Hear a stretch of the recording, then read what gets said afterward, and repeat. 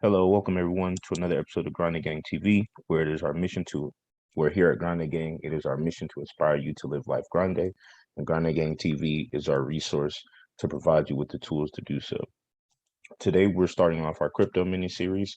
We're going to run this mini series for quite a few episodes, but we're going to start off with the Oracle himself, Mr. Ben Hanchett. Ben Hanchett is a full-time cryptocurrency investor from New Orleans, Louisiana. I'm going to let him complete the rest of his introduction, but he's going to be on today to talk to us about cryptocurrency in general, his journey through cryptocurrency, and hopefully he can give us some important information for our newbies out there that are looking to hop into cryptocurrency as an investment class. But without further ado, I'll let him introduce himself. How you doing, Ben? I'm doing good, bro. Doing good.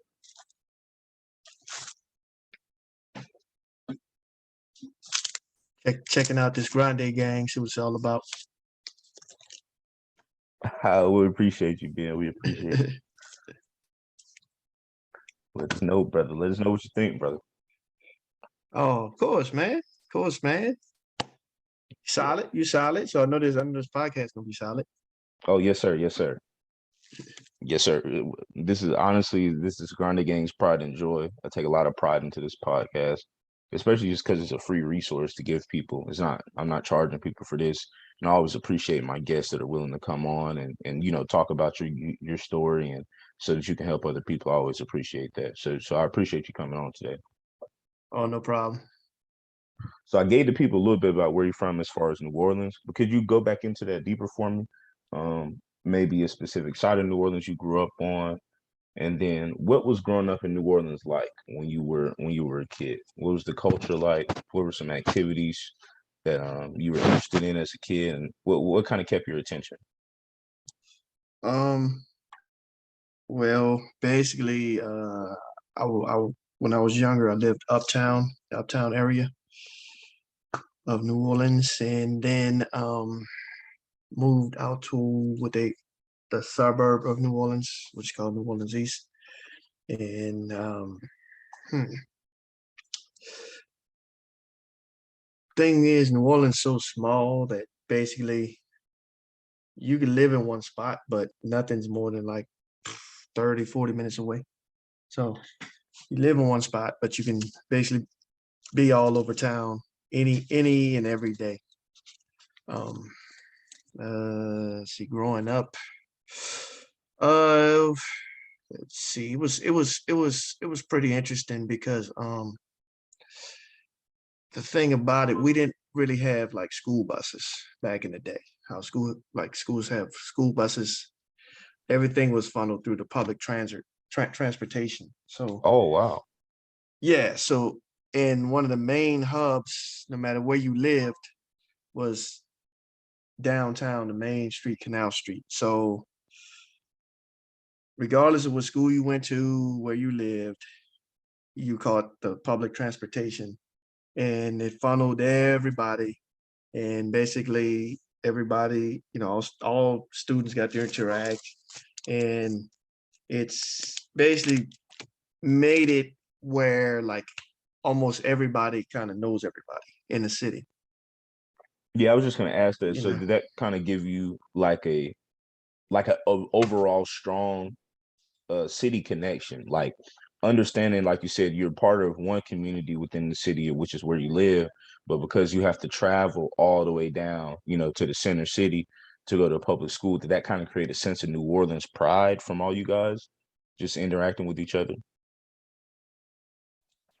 now it wasn't public school. Now I didn't say public school. Whether you Oh, okay, whether you, okay. yeah, it was all schools. It was all schools. Whether unless you were getting like picked up, um, there wasn't school buses.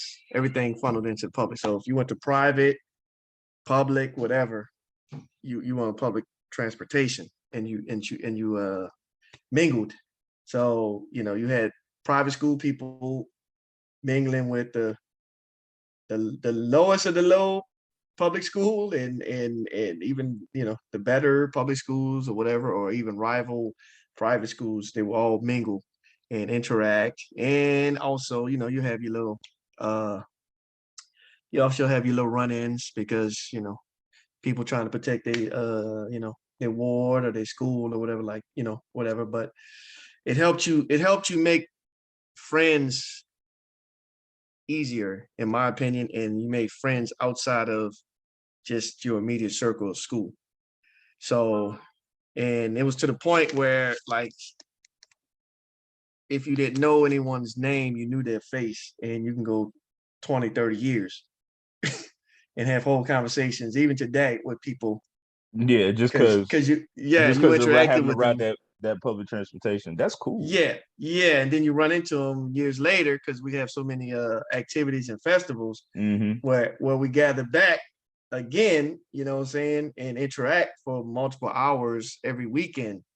So you still have that closeness, which is, a lot of places don't have. And um it's also different because you got, like, um you got millionaires interacting with people that don't have like two nickels to rub together, you know, because we have different festivals, Saints games, basketball games, or whatever. And second lines, what, it don't matter. Yeah, So it's always busy down there. It's always hustle and bustle. My family's always down there, especially Essence Festival yeah, weekend. It used to yeah, amaze me how much stuff would get fit into a weekend. Even as like a kid, we would go down and visit. So I can only imagine growing up in that. And like you said, still seeing the same people from 20, 30 years ago, the conversations you're gonna have catching up with them at Essence Festival or somewhere like that. That's really cool. That's really dope. yeah. And like I said, just coming across like celebrities, and what I'm saying, it's which is like second nature here, because which that's part of why they come here, is because they could be themselves and nobody's like hounding them, no paparazzi, because we see them so much. They are regular people to us. So a Yeah, kind lot of of like them, how it is in Atlanta. yeah, yeah, Okay. Yeah. yeah. Except the only difference is Atlanta's got like the Bankhead, or you go further out in various counties away from the normal people sometimes, but you can't in New Orleans. So you have a $5 million home next to a $20,000 shack on the next street. And when you're going to eat, you know what I'm saying, they go in the same place to eat that you're going to. It's not like I can run Yeah, across town type yeah. thing to get Because it's not away like from other cities like it. New Yeah. Orleans, like it's so much good food everywhere. Like you said, Yes. you'll be in a barbecue shack. It's an old shed, and this area, and it's 10 millionaires in there. But this is where they come Yes. because it's got the best barbecue in the city. Like people take that seriously. Right. Right. Like where in other places they try and hold on to their status or class a little too much. At least from my Yeah. experience, in my opinion. Yeah. Like, LA, they got even Atlanta, they got like some upscale stuff that's Like a further. hideaway, you know what I'm saying? Yeah. Like Yeah. their own community, you know. Right. Right. Right. But you Right. don't Right. have that in places like New Orleans, you know, like where you and No. that's what and that's what it is. It makes it like a cultural funnel. You know what I'm saying? You always bumping into people just haphazardly. So I'm like Yes. every time we go to New Orleans, we meet somebody new that's doing something we've never heard about. So I always love Right. to go. I always love to go down there. Mm-hmm. So I'm glad to hear it was like that growing up. That was really cool. So growing up, so was there? So I'm with y'all being very social and close knit. You had to be at all the festivals, all the shows, all the concerts. That had to be the stuff to do. What were y'all doing all together? Were y'all running through the whole festival circuit all year, every year, all the games and everything? Um, Man, I mean, basically, yeah. I mean, you had the festivals, you have the second line. When I was in school, you had the dance, various dances, and people run the various dances, and of course, everybody represent their ward, and of course, that sometimes cause drama because Yeah. if you uptown, you're not gonna let a night ward dude come and represent uptown, or if you're the third, you know what I'm saying, and Yeah, it's just we ain't letting the 12th ward dude come in here and get no shine, and all that kind of stuff. So you had that kind of stuff going on, but for the most part, uh Yeah, I mean, it was pretty. It was ridiculously social because, like I said, we had second lines every weekend for 5, 6 weeks straight. You got parades for the 2 weeks, For which Mardi you Gras. got, yeah, and then we got whatever festivals. We had like 4 festivals 2 weeks ago, 4 festivals in one weekend. Damn. Yeah, and then and like I said, you would catch the bus, from school, and you would just hang out for like 2, 3 hours on Canal Street and just go to arcade or just kick it if you're trying to, talk to women, some of the girls or hang with your partners or whatever else. So yeah, it was always something. You just go off and run to the mall or catch the bus to the mall.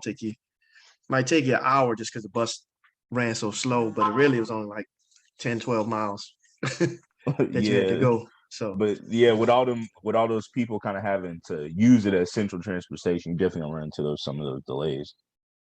That sounds like it was fun, man. It definitely sounds like you got the experience to talk up and meet with a lot of people, which I am sure would have has an influence on why you're so heavily invested in the cryptocurrency. uh yeah, kind of sort of. I was just looking for like I said, I just heard about it as like, something new and different. And so that's why I just dove down that rabbit hole. But thinking about it, maybe so. Yeah. Okay, so now we at that rabbit hole. Let's go ahead and jump down it. But before we get there, what were you doing professionally before you got full time into crypto? So like after you finished school, what were you doing to make your way in life while you were still figuring things out? Um, I was a fire protection system inspector. Okay, so you used to go like check on sprinklers and things like that sort, like fire retardant Yeah, systems. yeah, Okay. yeah, yeah, yeah, yeah. Go in and make sure they're up to code, make sure they're working, and if they weren't, possibly repair them to get them up to code, and even do like service calls and stuff like that on emergency breaks or alarms or you know whatever. That's unique. I haven't met anybody personally that's done that before. That's actually pretty unique to hear about. Yeah, I didn't give this thing two thoughts until I actually started doing it. I didn't even know it. I mean, I saw sprinkler heads in buildings, but I never like thought about how that actually came about until I actually got this profession. And uh then when I got it, I'm like, oh, okay. And then once when I was doing it, everybody had the same thing. Like, man, I never knew how that worked or this or that. I said, yeah, you're not alone. So Yeah, I imagine it get pretty complex, especially in places like hotels. Like, so I imagine you got to have a lot of attention to detail to do um you're supposed to. You're supposed that. to. That was part of the problem is because most people don't know about this. So most people didn't, getting people in the field was always a problem. So that's why the inspectors were, they had a lot of times more work than they probably should have because there were so many deficiencies that needed fixing because you had people like half-ass, doing stuff because they might not have been the best, choices, but they were the only choices available. Yeah. Okay. So yeah, it had a real limited pool. Okay. Yeah, So yeah, yeah, I see why you got into crypto full time, man. Ain't nothing like yeah, working in an industry where you're the only one that cares. So yeah, yeah, yeah. Well, speaking like I of said, it was like the service calls was like a pain in the behind. That was the main thing. I was like, nah, I'm out. yeah, yeah, like you're doing that, like man, dog, I can't wait to quit this job. Yeah, yeah, yeah, Yeah. yeah. Okay. Chilling on a Saturday, like 9 o'clock at night. Then, hey, can you run over such and such and check this alarm out? And you go and turns into, you think it might be 20, 30 minutes and it turns into 5, 6 hours. Like, damn. The whole Saturday night going, man. Yep. Man, so okay, so now that we got a little bit more about your backstory, can you take us into the first day that you remember getting involved in the cryptocurrency? I imagine you started. I would like to imagine you started with Bitcoin, but you can tell us whatever cryptocurrency you first started with, and what was that experience like for the first time when you first started doing it? You first kind of jumped off in the water. What was the environment like at that time? Can you just run that down for us? Um, I mean, my first experience was probably in 2015, actually. I had heard about it, but I never really messed with it because, of course, I heard the naysayers say it was stupid and scam and all the other stuff. So uh, I looked into it, and I actually used to do a what they call a faucet. Used to have Bitcoin faucets, which basically are websites where you watch videos or click on something, play a little game or something, and it will pay you a few Satoshi. And I would just watch some videos and earn some Satoshis, which um, at the time it was a nice little amount, which would have been a big bag today. But unfortunately, they had the wallet on the site, and I did Oh that for Lord. I did that for a few weeks, and again, you talk to some naysayers and this and that. I'm like, yeah, you're right, and left it alone, and subsequently forgot where that wallet is. So um, then I left it alone until about 2016 when I heard like a friend of mine was talking about the coin yay or something coin, which was supposed to be like make fun of Kanye West or something like that. So I looked into it again, and I was like, spent a few weeks trying to find a faucet where I had that wallet, couldn't find it.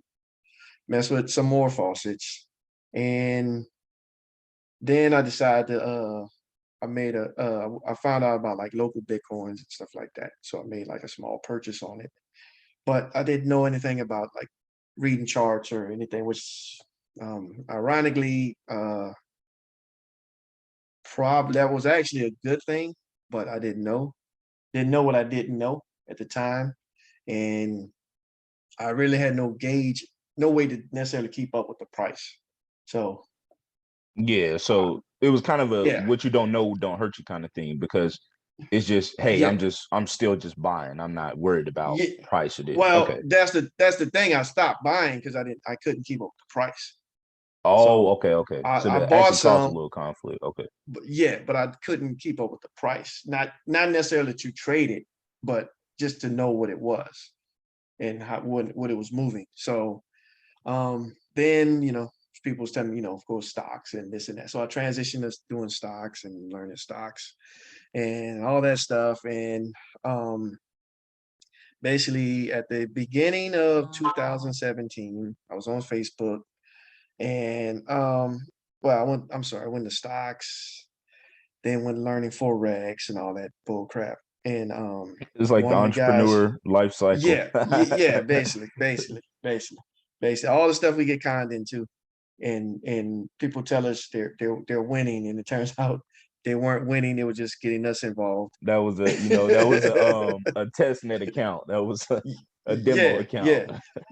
yeah, yeah. So I went through all that, and ironically, one of the guys I followed for forex, he got hooked up, got back into crypto, and he was buying some crypto, and he's like, "Man, I'm start this account." He started with like $200, and he kept adding to it, and price appreciation and everything. And I watched them run it up from like the 200 and eventually got to like 3 million. I'm like, oh hell no, oh hell no. So Three million US dollars? yeah, 3 million US dollars. God damn. Yeah, Yeah, yeah, that would have did it for me too, dog. yeah. So I was like, oh hell no. So I got in, and I just started buying little bits here and there, and Of course, it was then when like everybody that was like the Wild Wild West days of ICOs and everything else. So I got in the ICOs and What is an people's ICO? initial coin offering Okay. where you put up so much and they're gonna give you X amount of coins um at at a cheaper discount than when they hit the public or hit an exchange. Problem was 99% of them was fake and The scams. original rug pull. It's okay. The original, yes, and now they got like the IDOs, right? Yeah. Cause Which it was basically like a crypto IPO. Same concept. yes, Okay. same concept, but no laws and no one to track you down. Yeah, right. None Yeah, of the protection though. yes. So yeah, they would come, or the coin would actually come out, and the people, of course, they had more than you, which would be the people that like set this whole thing up, would start to dump. So you spend all this money and you waited for it, and then it dumps like 100%. It's like, damn, okay. So you had that. You had the exchange rug pools, which Cryptopia and a few other exchanges. You had the whole mining pool scams going on. So yeah, I seen it all. It lost a crap load. Yeah, I was gonna say you Um, probably done lost in every single way. yeah, I lost almost every way trying to figure out like what was real and what wasn't. So yeah. After that, uh finally making some headway because the market was like starting to go parabolic. And then people telling you Saya coin, buy Saya coin. Why? Oh, Japanese love it. Okay, so get the Saya coin. Why man, get dinner coin. Why? Why dentists are gonna use it. One in every three dentists in America recommends this Yeah, coin. yeah. So you get that. Then like red coin. Red coin is gonna be huge. You get that, and then you know, the XRP. Like people get XO, get XRP is gonna be big. Like okay, so XRPK, yeah, XRPK yeah. To the grave, to the grave. to the grave, dog. Yeah. So full with that. Um, Ironically, I started getting into like trying to trade it, which at the time Poloniex was like the biggest exchange on the face of the earth. There's Poloniex and then like Cryptopia, um, if you wanted like the degen coins at the time, which was crazy because if you looked at what Poloniex had today, then you'd have thought all that was degen. But anyway, so like the main one, because I didn't know how to trade, the main one I could trade, ironically, was XRP. I can just sit there and look at it. It's like, oh man, it gets up to this point and it drops back down. And then it gets down there, and then it goes right up this. So I used to fool with that, right? So that was actually my like bread and butter. Because the other coins I had did nothing. But everybody's like, oh, just wait, it's gonna take off, it's gonna take off, it's gonna take off. And then the market crashed, and people were saying crypto was over and it was dead, and all these coins went to zero. It's like, God damn. Well, oh well. If there would be a time to quit, it would have been then. Yeah. So I didn't necessarily quit, but I was just spending. I was like, well, I got Just this, like took some so time off. I'm gonna use it. So I was just using it. I was just spending it or whatever, right? Not realizing that no, I actually wasn't dead, and You know, this that was like was the that best was like point. your You know what I'm saying? yeah, the buy to get in. Yeah, yeah, And yeah. that was and that was before that was like during the crash of what was the year? 2017? Yeah, I was at December Okay. 2017 when it started to go down, and people oh, just buy the dip, which the dip kept dipping like that, like the meme, right? Yeah. which which which not necessarily wouldn't necessarily been a problem if I had known what it actually was at the time, but I didn't know, and I bought, like I said, I bought all this bull crap that everybody said was going to go, and it, of course, it didn't.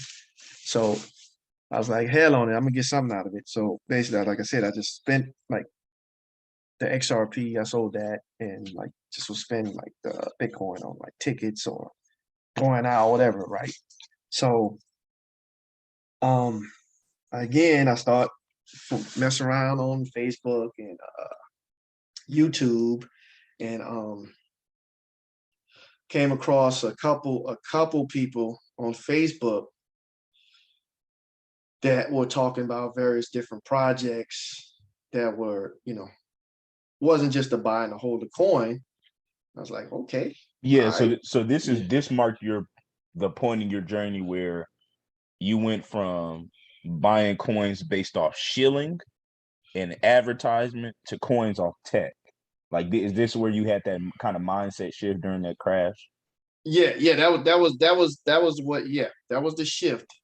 Now, even at that, I still bought into some stuff that turned out to be rugs, but it changed my whole idea of What crypto could be? yeah, holding Like, up. Well, even the rugs were paying me up until a point. yeah, So I transitioned from just having holding to actually earning on these coins. And I was like, oh, okay, this is how it's supposed to be. You dog, know what I'm saying? ain't no Yeah. feeling like that, dog. I'm telling you. Whew. Yeah. So I Money learned printed go burr. exactly. So I learned that like I said in 2018. So now it was just figuring out what's actually real and what isn't. And like I said, luckily I was like, I came across a few solid people on like Facebook that were kind of doing the same thing, digging and trying to find, and YouTube at the time, because there were no shillers and no BS crypto people at the time, or at least I didn't see them on YouTube. Um, so you had like the real developers just on there and trying and telling you about their project, telling you how it works and why it's going to be a big deal and all this other stuff, and walking you through how to use it. And from there, I was like, oh, okay, you know what I'm saying? So like, I'm a synthetics. I rocks SNX for the longest because I sat there and I saw the creator Kane in his living room. He used to do the damn. I don't know. He probably got a mansion now, but he had like a little regular looking house, and he would make the YouTube video. With the webcam, dog. Just Yeah, raw. showing you about synthetic, how to do it, how to work through it, and this and that. You know what I'm saying? And even Andre was like, you know, back in the day with like Yearn and some other stuff, they would have just the regular video. And a few other people, they would just have the videos and show you this. And I'm like, okay. And of course, I only understood like maybe 20% of the terminology they were saying, but I would look up the terms and everything else to try to immerse get a yourself general into the yeah. space. Like, so now, like, you're kind of making this. It's like this character development journey, because in my time of meeting you, I've went through it myself. It's like, so first you start out focused on what's going up and what's going down, or hey, this is a good coin, and then you develop into, you learn about holding good projects, and then you learn and you develop into a person that's earning, and now you got to figure out what's good to be earning on. So it's just kind of like this. I like to call it like a gradual evolution. It's like you're getting more of the tools to get to where you want to go at each stage you go through. And the stages are they're kind of marked and highlighted in crypto. Yeah, basically that was it. It was like I said, identifying the potential workings of this space, and then if you came across something solid, you analyze it to see what made it solid and why it kind of works, even if you don't understand all the tech terms.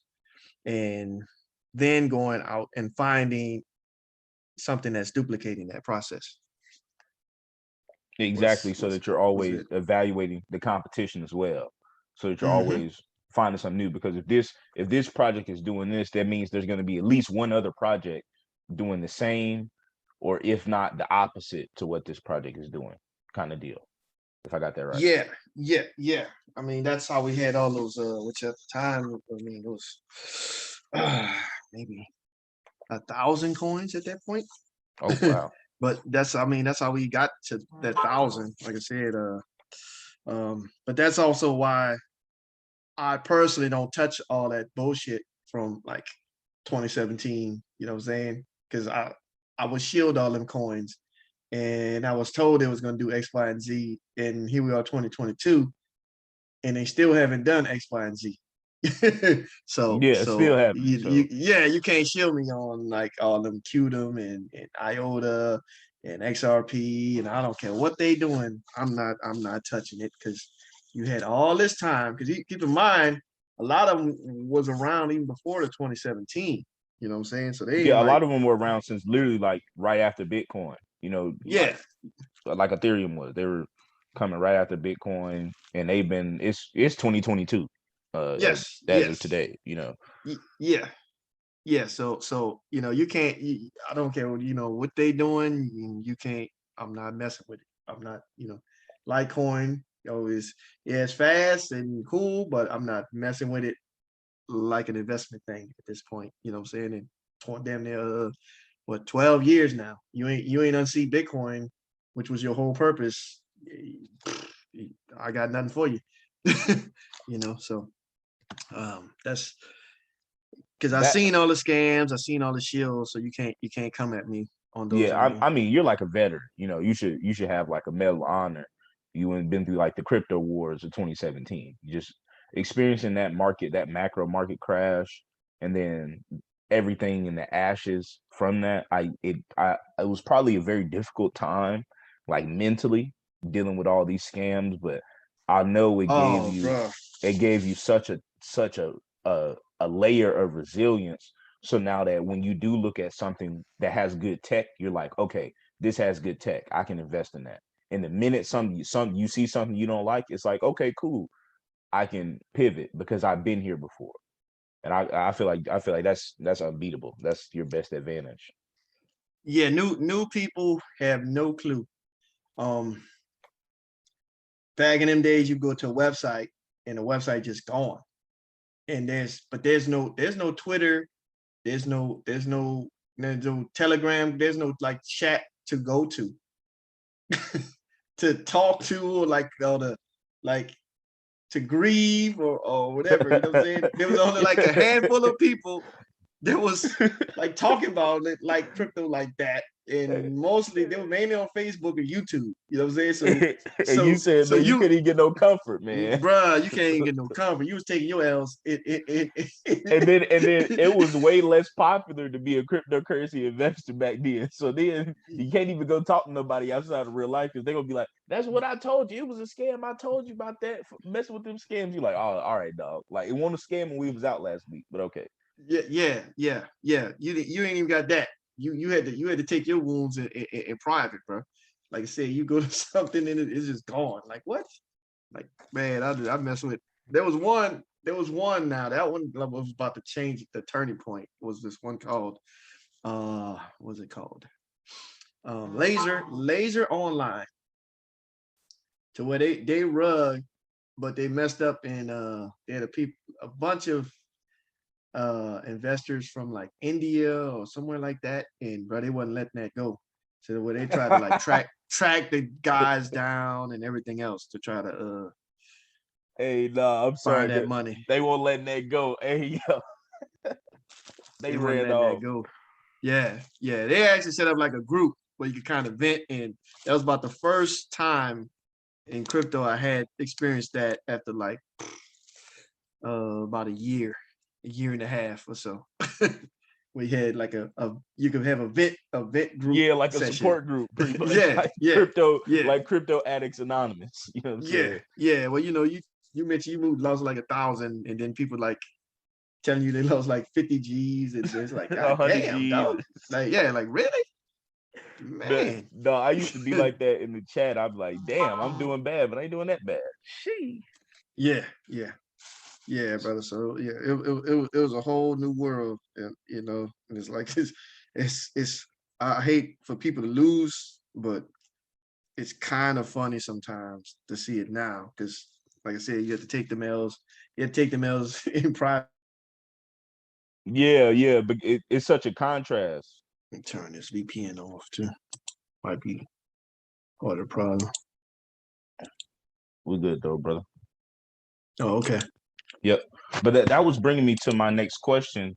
So going through all those Wild West kind of trials and tribulations, those crazy, those crazy rug pulls where you're logging on the website, especially to how it is now, with you saying it's easier, what would be your number one focus about helping this brand new retail investor progress through these stages?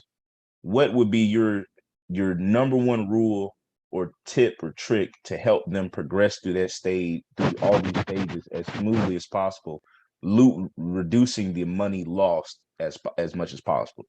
Because for those that are going to be listening to this, you investing, you're going to lose money. It's going to happen. As I'm an investor myself, me Grande, I'm an investor myself, so obviously I've lost plenty of money, spent plenty of money that I've invested, everything in between. But the important thing is that as long as you're using those losses as lessons, it's all just kind of fuel in the tank.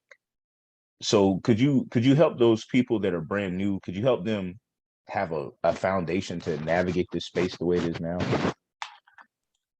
Um, um, well, I don't know. First rule probably is don't use Coinbase unless absolutely there's no other choice. When I say no other choice, that includes getting into your vehicle and driving to a Bitcoin ATM. Um, and the next thing is you need to understand that you're transacting into a totally different currency, and you need to have your mind set on that. So I know it's hard, but you need to think of this as acquiring an asset, a totally different asset, and not necessarily look at their dollar value per se. And the other thing is, of course, don't follow YouTube influencers. Follow builders and developers, and see who's following them. Solid people are gonna follow the solid people. What I'm saying, if you go to some BS stock, and if they had, well, if you thought it was BS, but you saw Warren Buffett was following them, then you would be like, okay, might not be a BS. Well, it's the same way in crypto. You got certain projects, you know, Uniswap, MakerDAO, Compound Ave, that are basically blue chips in the space, and you follow them, and you see who they follow, and you go from there, and just follow it on down the rabbit hole, and it's going to lead you to some more solid projects, or cutting edge, innovative projects. So immersion is your key for the new investor, getting into the space, understanding who is who, what is what, but also what's important and valuable by interacting with the people who are creating these platforms. Yes, the same way you need to look at this space, the same way you're looking at any aspect of your current life. If you like a music fan, and you can tell me all these, jazz artists or rappers or whatever else, the same process you use to find them and deep dive on them, you need to bring this to crypto. You know what I'm saying? Like if you were, I don't know, a Nas fan, right? And you like, oh, Nas has a little group with AZ and all of what is the firm or whatever. And so now, because so and so was rocking with Nas, you go check him out, right? because you like Nas. You know Hmm. what I'm saying? It's the same type process. Like that word of mouth, like kind of spread through fire type of thing, but just virtually now. Yeah, it was a word of mouth, but like I said, it's the word of mouth, but then it's on something that you gravitated to. And now you find out from whatever subject you gravitated to, who else is gravitated to that. And who are they gravitated to? You know what I'm saying? Like if you're whatever, whoever, Jay-Z fan, right? You might be interested to find out, well, who did Jay-Z look up to, right? Yeah. It's the same process, you know what I'm saying? So now if you like I said, if you're a Warren Buffett fan, right? Then you were like, damn, how did Warren Buffett learn it? And then you could go up and I look to so and so, or I follow, X, Y, and Z. Okay, so now you check out X, Y, and Z that Warren Buffett said he followed. It's the same process, but everyone seems to like lose that whole thinking in the crypto space. You know what I'm saying? It's I, just I think absolutely it's like insane. you said. I think it's about the shock to realize it, because even with me, I when I first met you, I had been in crypto kind of off and on, since like around the crash. But I didn't, like you said, I wasn't understanding that I was interacting with an entirely new asset class. And so I think that kind of like mentally shocks people a little bit, and they kind of underestimate how much it shocks them, like how new of a concept that is, that you're basically doing the financial exchange that's in the airport, at home, and at your own liberty, in your own free will. And the only person keeping your money safe is you every day.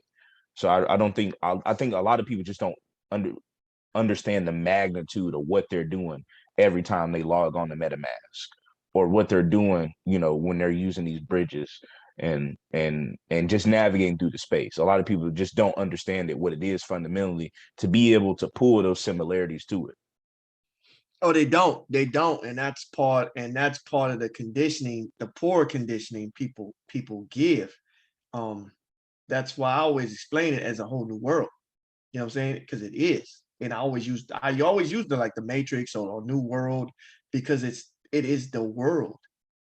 It is the world, and people like minimize it for new people and they're thinking, oh, I buy Dogecoin and then I go back to my regular life. No, no, you in a whole new world. This is it.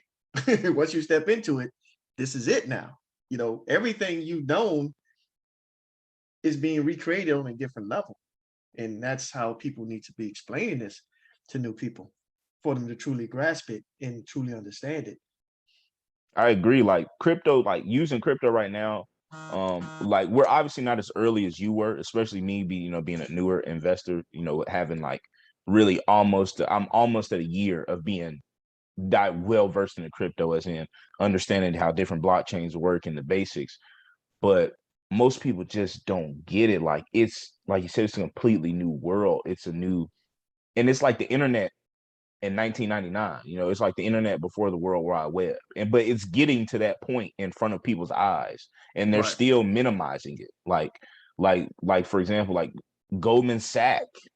Come on. I mean, of course, but for those of Right. you that don't know, like everybody that is somebody in the business or corporate world is now seriously looking at cryptocurrency as an asset class. JP Morgan is adding Ethereum to their class of assets for their entire company. Like we're on the brink of something parabolic, and we're still ignoring it because, like you said, we've been conditioned with this poor mindset. If it's not the same, if it's not what I'm used to, I should stay away from it. When the reality of it is, it's exactly what you're used to, just on a completely different scale. Cryptocurrency, through my experience with cryptocurrency and learning from you especially, it literally showed me that I am the key to being financially independent for myself. And it's Right. like, wow, I feel like fucking Paul Revere. I want to go hop on my horse and go tell everybody about it, because there's no greater feeling than me going to sleep every day knowing that my money is making me money in a timely fashion. I'm not getting point a quarter of a percent a year like I Yeah. would in a savings account. I'm getting what I deserve with my money. And that for everybody listening, I went on that little tangent, all that to really draw attention to how serious it is that you understand what this is. Because it's not about you. It's not always about you. You don't like to read, so what? You don't like to look at new things, so what? Eventually, you may or may not have kids. Somebody around you is going to have kids. The world has to go on. And sad to say, if you're a minority, we need money. Like it's just the truth. If you've looked at I've looked at some Federal Reserve data, and it's like African Americans especially are out earned 6 times by their white counterparts in America. 6 times. Mm-hmm. And that's hard wealth. That's after, debt to income ratio is taken out. So this is our opportunity as a people to grab some of that back, even that gap out, because you literally can be your own bank, your own jeweler, your own everything all in one on blockchain. Yeah, and African Americans, just going on my experience, so I don't know. I don't have any stats, but they are the most skeptical of this new technology, which is sad because we lost the old technology. So we literally have nothing to lose by going all in on this, because we lost the last the last race. I You know what I'm agree. saying? Yep. But basically, if you want to impress upon new people what this is, ask them to imagine a time before banks existed. Imagine, just name a time in their lifetime that they lived before a bank existed.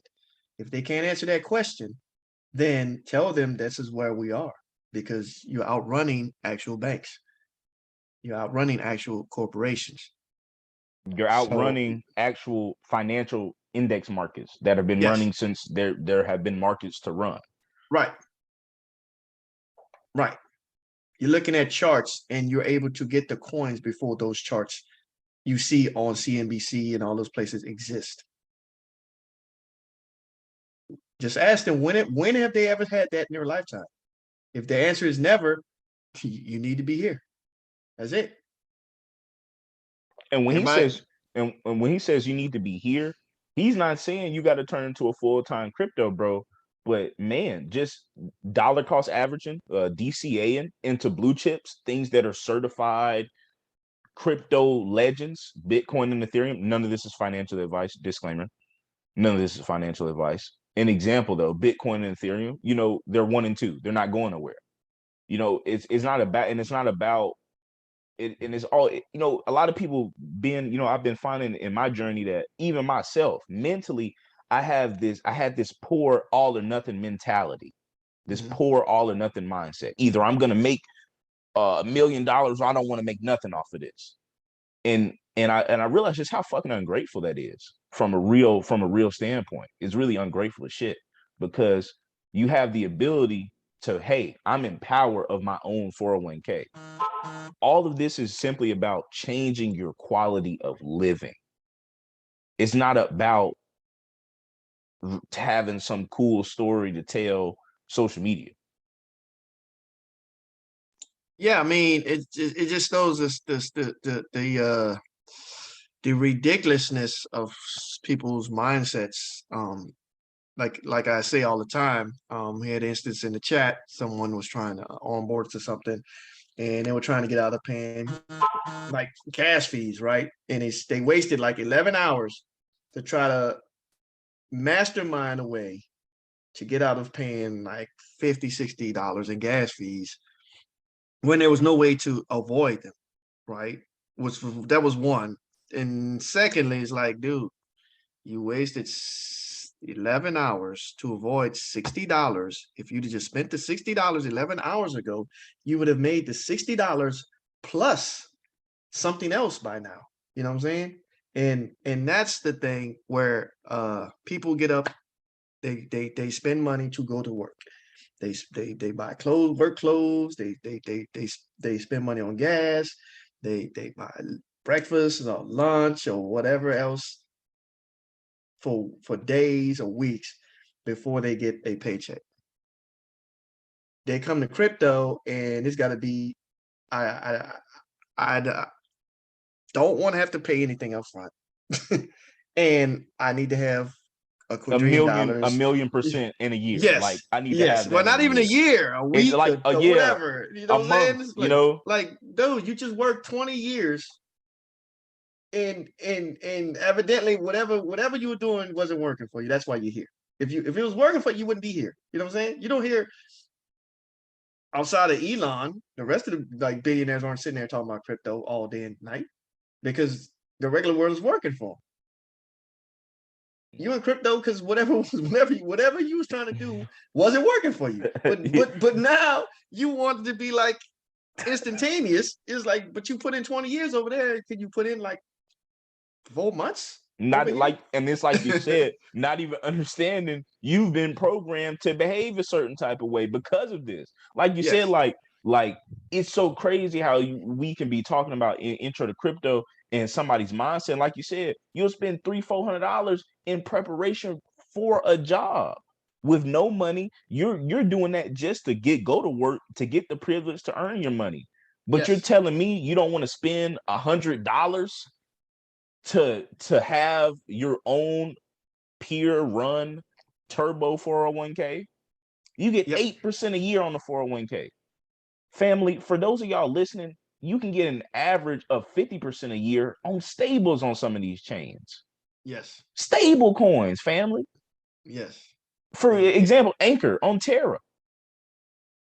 I, yes. I'm pretty sure it's not as high as 50%. I'm No, still. it's a stable it's a static 20%.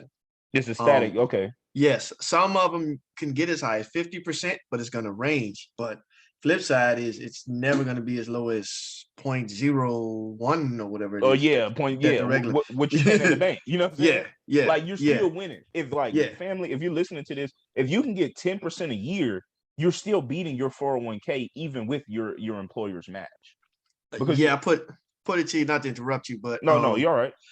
if anyone sits there and researches like a 401k and the hedge fund managers, the legendary ones, they will return like 10 to 14%, and that would make them legendary if they could average like 10 to 14%. And you can get that by clicking buttons for about an hour and a half. You know, I ain't gonna say a lot to you and say everything is easy in crypto. It's gonna take you some time, but the quicker you get out of the poor mindset and you realize that you truly have to spend money to make money, you'll realize, man, that's no time at all. An hour and a half reading a white paper or an hour and a half onboarding onto a chain is nothing when that chain is finna earn you 4,000 some percent a year APY, and and you're still making bread off of price evaluation. You know, you're still making bread off of the price of that asset going up as an asset while you're Yeah. earning more of the asset. Um, they can go on the internet. There's numerous examples. I posted one time in the chat. When people sit here, that's another thing. People decide they gotta wait and get this big old bag to go into crypto, even though again they don't have this big bag in their real life. They're barely making it. So they sit on the sidelines waiting on this. Meanwhile, there's numerous examples, results. If you bought Bitcoin, just a simple dollar a day for a year, that dollar a day, which should only be $365, would run up to, I think it was, 366 and a half on leap years.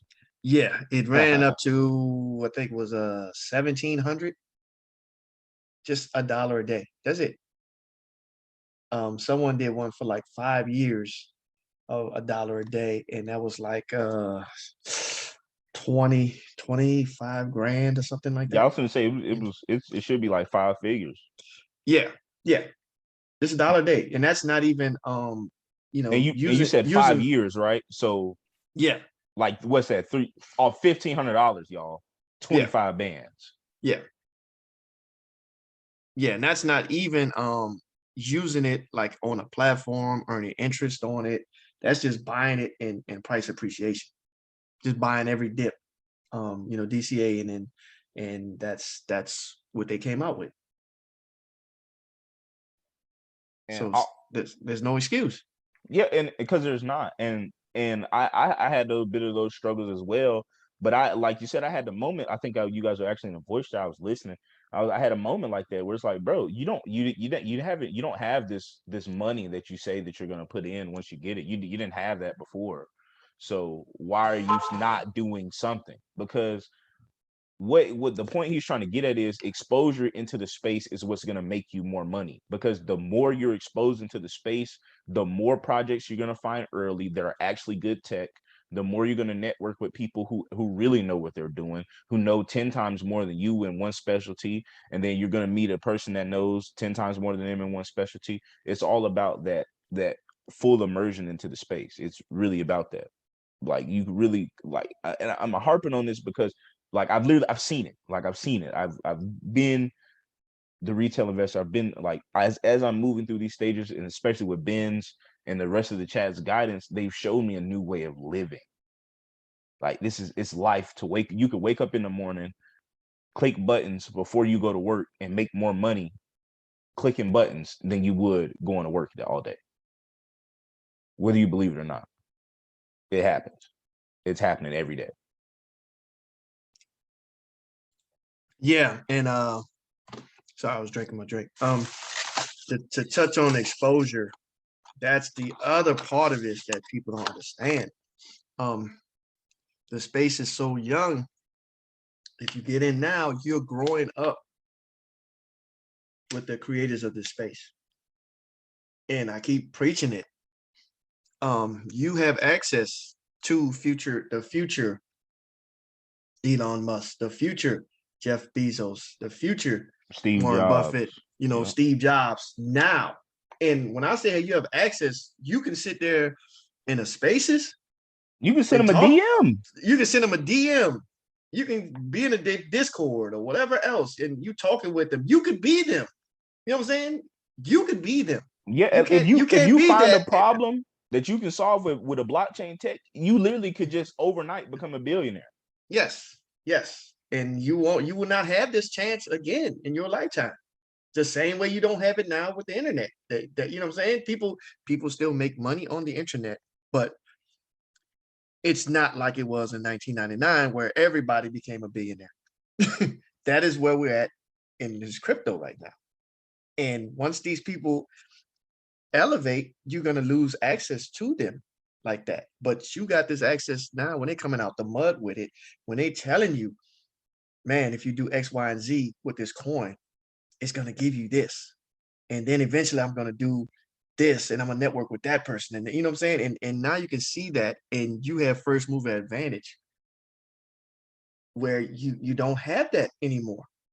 You know what I'm saying? Your 401k, all you do is look at it and see what it went up or down.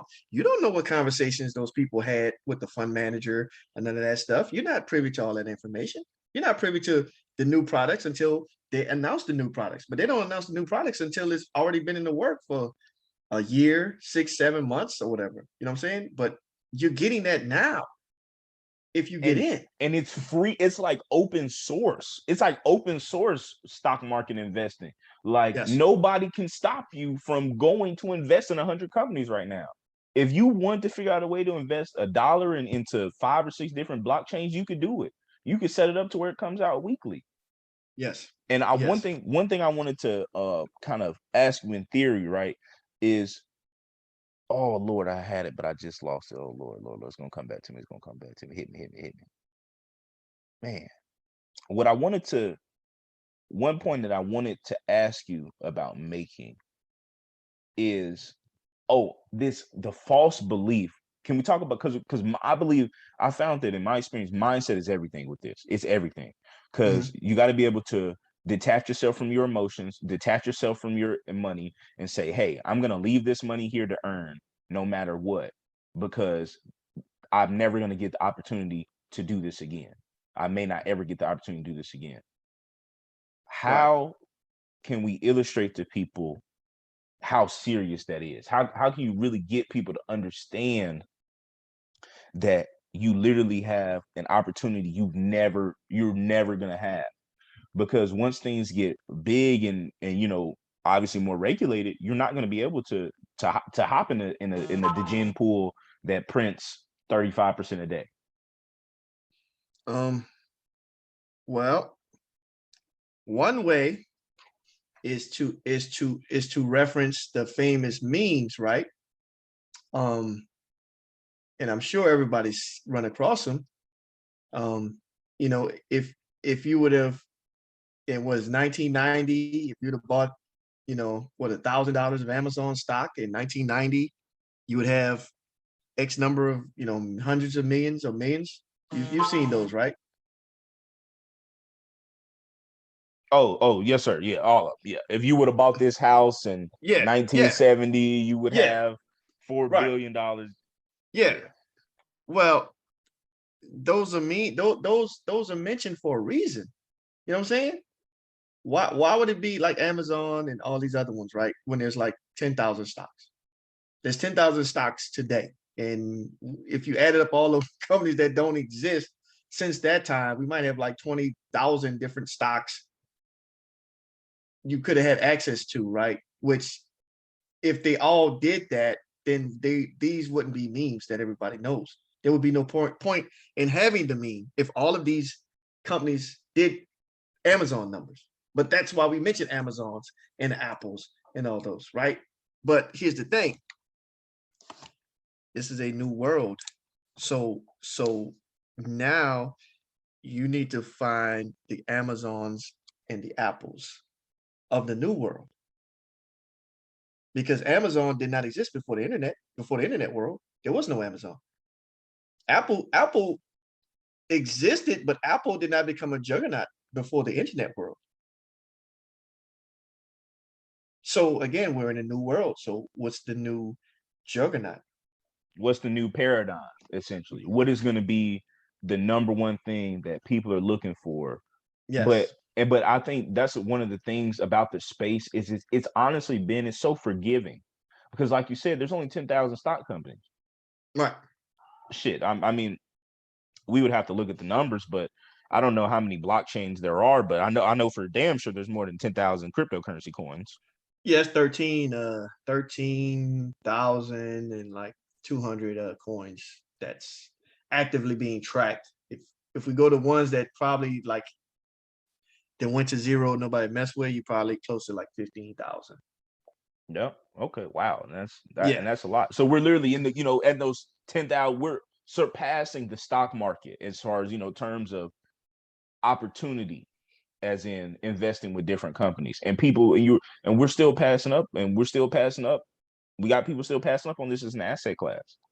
And guys, like, it sounds like people are talking at you and they're not talking with you. They're not quote unquote understanding, because honestly, there's nothing else to be understood. Only thing that needs to be understood is that this is going to be the way. If world governments talking about having centrally backed virtual dollars doesn't wake you up, I'm sorry, but this is going to be the way. Digital is the way. COVID showed us that. COVID happened and everywhere had tap to pay within a year. Yep. So imagine if there's a crazy cyber attack on our banking system and people have to run somewhere where they feel like their money is safe. Where are they going to go? Crypto. Here's another thing, and it bothers me every time I teach people for the last few years, which is another probably impediment to this whole thing, is people sit there with a straight face and ask you, how can money be digital? Money's been digital since 1985. Only 8% of all money is actual cash.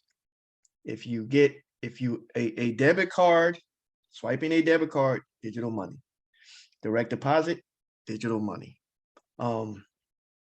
Credit cards, Even a check. digital money. A check. Yeah, if you digital open money. up an app, on your phone and you take a picture of your check and it's deposited in your bank, digital money. You buying stuff on the internet, which is digital, digital Digital money. money. Yes. So that's another thing. People like don't, can't wrap their head around how can the money be digital when we've been digital since 1985. Video games, you buy VC, yes, you 2K, you spend play real 2K money, you spend real to money get currency to to get use currency to to buy play this game. down yes, to play the game, to buy downloadable content, to buy a skin, to But buy you're a scared weapon. of an NFT, but you don't want to invest in NFTs. But Yes. you literally play. And for everybody out there listening that has 2K, if you play 2K, mother, I'm not gonna curse, dog. You should know everything. You're doing NFTs, dog. You're taking real life currency, buying a second alternate currency, using that to buy in-game elements that can or cannot affect your performance. That is an NFT. Except for the only difference between an NFT and 2K clothes is that you can sell an NFT and make $1 million. You can't sell your 2K clothes and make $1 million. Oh, not only that, you can make the clothes. Hey, hey. With NFT, you can make the clothes and sell the clothes. So you can make you a fly fit on 2K and then sell that. To And everybody else. To everybody else. And not just the one. On 2K, you might have the one. You can make 1,000 of them and then sell all 1,000 to people on 2K. And you could even break it down into seasons and do different types of prices and all types of things. And it's just like, because it's just like a video game. Like, what a lot of people that don't understand in the space, they don't understand what a whale is. So for you guys that aren't familiar with cryptocurrency, I'm not gonna say number one term, but this would be on your list of important vocab. A whale is somebody who is largely invested into a blockchain. And whales are the people that are going to be giving you money for your 2K clothes, essentially, for your NFTs, because they bought a bunch of this currency when it was cheap. They have more than enough of it to survive in real life. They would like to spend some of it investing in other people that are working on this technology. Like the cryptocurrency space, like once you really get into it, people are actually very collaborative and they want to see you win just as much as them. So you literally have a whole subsection of angel investor, if you will, ready to invest in anything. They're just waiting on the idea to come out to give you money. Yeah, it's hard to believe, but to be a whale in crypto, you're really only talking about $1 million that you wouldn't have spent. You know what I'm saying? Of course, there's some with more than that, but in the regular stock world, and you're not a whale with that amount. You know what I'm saying? You got to be a billionaire. Yeah, you have to have been doing that's why we stocks know for 20 years. That's why we know Elon Musk, and that's why we can name those people, because those are the whales. Those are billionaires. But there's 48 million millionaires in the world. You know what I'm saying? But they, for the most part, are regular-ish people. Because if you live in California, you know what I'm saying, you're a millionaire. You live in taking a just skating check. by. You know what I'm saying? You got a Toyota Camry outside. You know what I'm saying? Yes. But that's the other thing. And a lot of times the crypto whales most times have come up on it the way we've been doing it. They got in early on something and it ran up, and they loved it, and now they're trying to help you get that same feeling and get to that same level. And that's it. That's where we're at. Because again, the amount of people in here is so small, they have no one to talk to this stuff about. They want to work on some project, they get excited about it, and they would like to talk about it. They have nobody to talk about it to. So they will sit there and hold conversations with you and DM and get on the spaces and talk to you for weeks, months. Prime example, this interview. You know what I'm saying? Yes. Like, yes. Prime example, guys. Like, you can catapult, you can change your life through cryptocurrency. I've seen it. Ben has seen it a million more times than I've seen it. And it's crazy, man. Like you said, what was the original? $200 that you seen to $3 million. Wow. That's That's a lot. Yep. I mean, folks are sitting here right now. Bitcoin is at, I don't know what it's even at. I ain't checked. 40 grand, right? And but they can't tell you one asset that's 40 grand. You know what I'm saying? They're not messing with Bitcoin, right? But they Right. can't tell you any other asset. That's legal though. Hold on, that's That's legal. yes, That that's you 40. can buy on your phone. You can, Yes, in line at the gas station, you can let me buy $10 worth of this. yes, that ran up to 40 grand. Apple ain't touched 40 grand. Facebook ain't touch it. Amazon, Tesla, none of that touched Google. it. Yes, Microsoft, none of them touched it. But you get that, but you didn't get the ones that touched it and touched it multiple times, and even went beyond it. That's insane.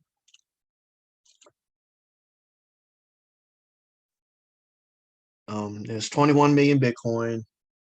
Again, there's 41 million, 48 million millionaires. There's 8 billion people. So 8 goes into 21. Like you getting a two bunch and a of half times. you getting, you know what I'm saying? And you already got like the Winklevoss and all these other Michael Saylors that have thousands of Bitcoin. So that leaves none for the rest of y'all. And that's just the truth. That leaves none for the rest of y'all. So what you gonna do? Are you gonna stand on the dock, or are you gonna hop on the ship, man, before it leave? You only got a finite amount of time, guys. And Ben, I'm actually at the end of my questions, but since we're at the end of the interview, if you don't mind, I would like to throw in a bonus for the members that have been listening to the end. For the people that, if you listen to the end of this, you really want to see some real money. You want to make some real chicken. So we're with Ben's, obviously, not really approval, but with his consent, we're going to talk about how one of the Web3 concepts that's going to really help you get paid. Are you cool with this, Ben? You want to go into this a little bit? Yeah, we go ahead. Yep. So one of these concepts that we're Ben, especially Ben, obviously a lot more than me, that is taking over the web right now is called liquidity mining or liquidity pooling, right? So what you're doing when you're liquidity mining, you're liquidity pooling, is you're using an automated market maker, which is like any correct me here, Ben. Those are your DEXs, correct? All DEXs are automated market makers. Yes. In simple terms, in the regular world, that you have the buyer, and you have to have the seller in every transaction. Sometimes you don't have the seller, the buyer at the price you want to sell. So now you have to wait on it. With an automatic market maker, the funds are already there. So the buy and sell is already there for you to be able to make your transaction.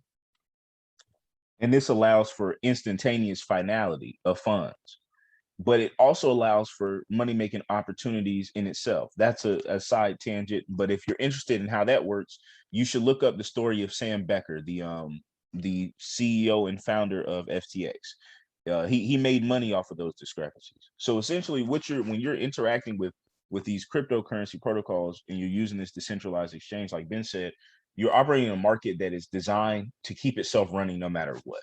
It's algorithmically run so that whenever you place this order, somebody has given this platform their funds so that this platform can automatically fulfill your order, so that you don't have to wait a super long amount of time to be grabbing all these cryptocurrencies. So where you're making the money at is in providing this liquidity to these platforms. and in my experience, I would like to call it kind of a Dex space race. I imagine Ben can only it only looks crazier from his perspective. But man, there's so many Dex. Decentralized Dex means decentralized exchange. So there's so many Dexes out here that you can seriously invest in, and you're making astronomical APRs, but that doesn't make them good projects, right? So Ben, when it comes to, could you explain liquidity mining and liquidity pooling for the listeners? And then two, could you explain how to find those blue chip liquidity pools and those on or blue chip dexes, and understanding how to navigate and really actually make money as a liquidity miner, as a liquidity farmer, instead of just running from pool to pool and not making any money? All right. We'll give you a simple breakdown. Basically, you have a platform similar to a bank. New bank opens up. They need people to invest, which is you putting your money in savings and checking account and all that stuff. What do? They give you back in the day used to give you free toasters and free whatever. Now they'll give you a zero interest loan for so many or zero interest checking account. Zero fee. I'm sorry, zero fee checking account for 12 months or whatever it is. They incentivize you to put your money in the bank so they can use your money to make millions and pay you peanuts, right? Crypto, similar concept, is in that they need people to put funds in there so that they can leverage those funds to make more funds. The difference is they give you more of the profits that they're making off of your funds, unlike the bank. That's a basic analogy so people can understand the concept. The thing is, you need to look at, again, it goes back to the project, the developers of the project, and if they have some kind of partnership or something. If you have Ben and Grande Bank on a corner from your house, you don't know Ben and Grande, you might be skeptical to put your money in. But if Capital One announces that Ben and Grande is an official subsidiary or satellite location, then you might be more inclined to use it because you're like, oh, okay, I know Capital One is a solid name or whatever. So it's the same thing in this space. There's 1,001 oh,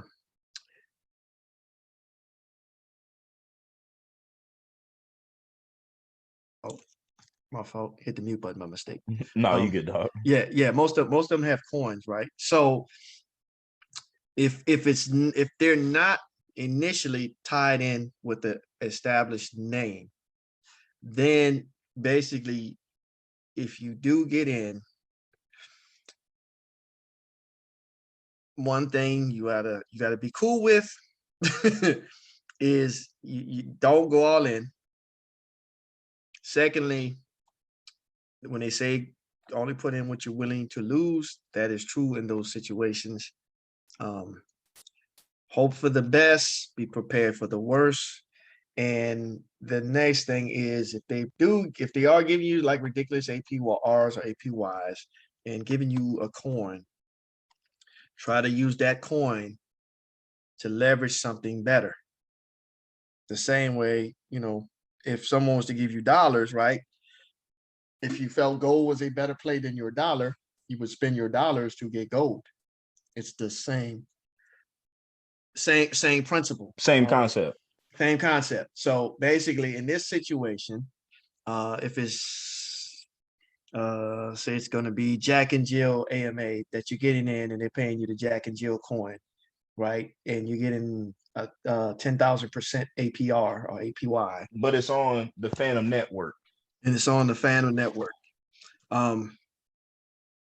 You take the Jack and Jill coin, which is basically because you don't know the developer, you can't find any track record of the developer or any solid, proven commodity that's rocking with them. You basically treat that coin like a Chuck E. Cheese token.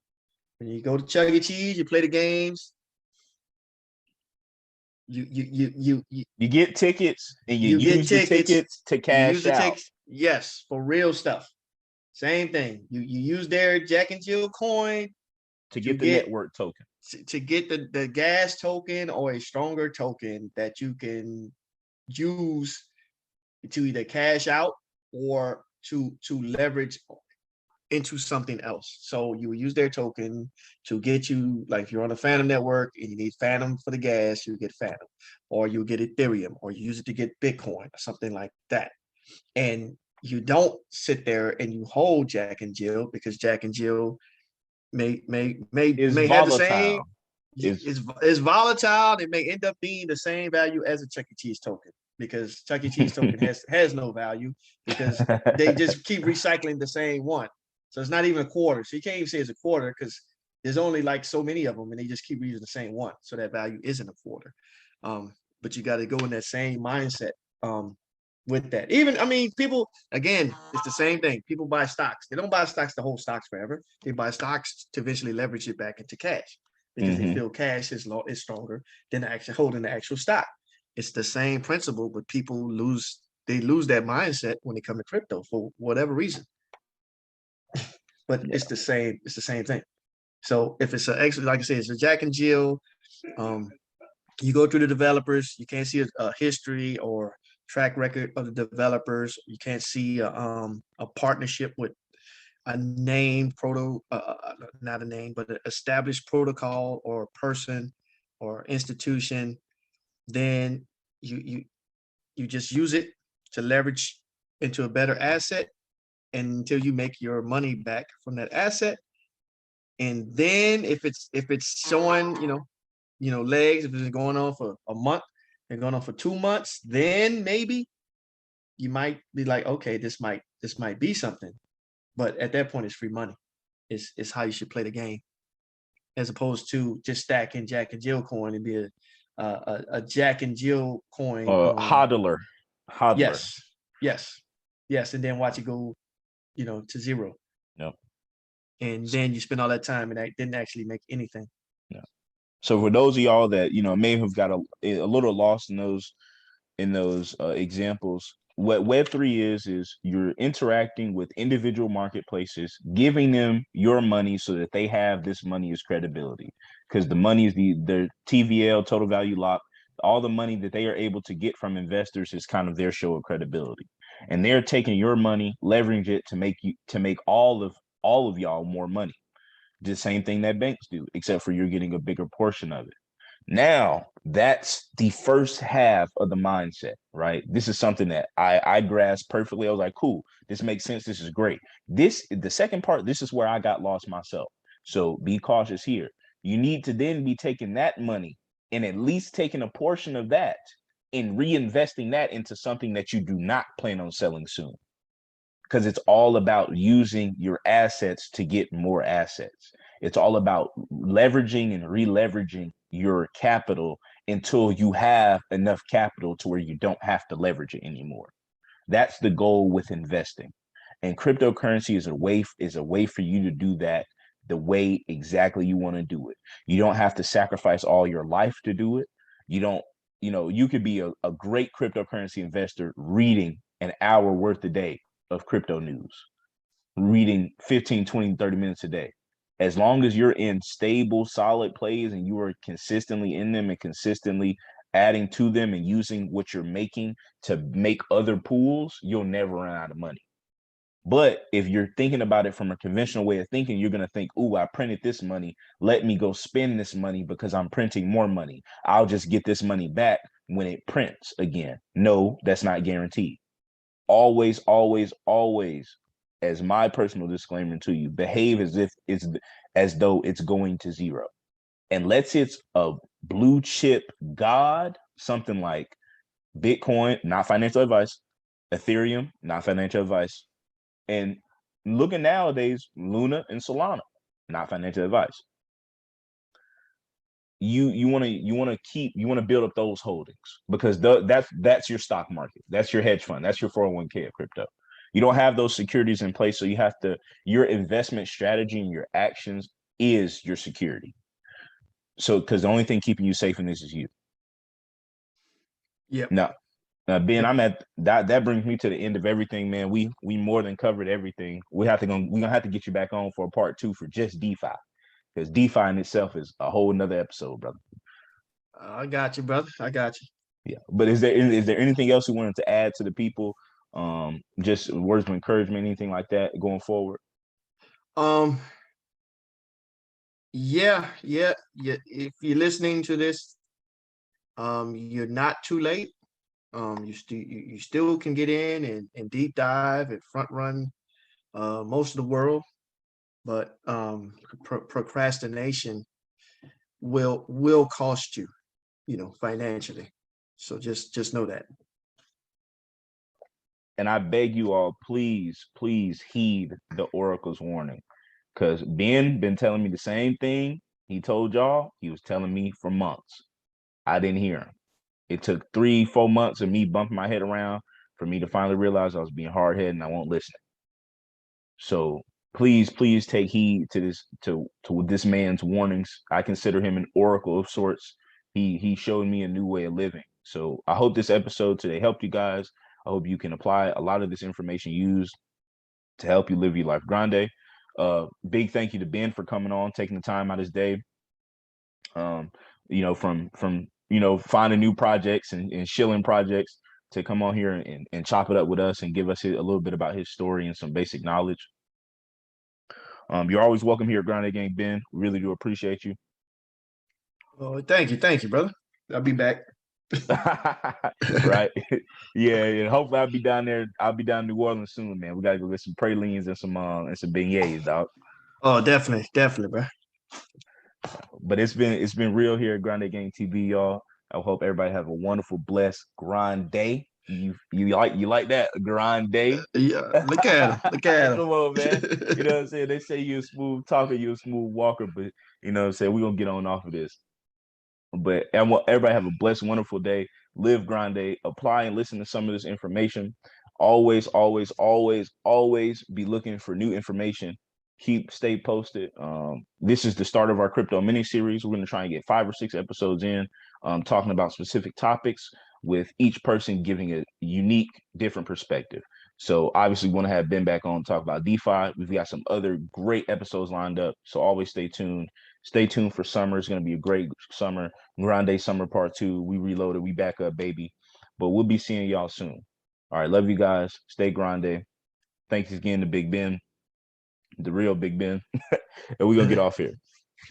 All right, brother.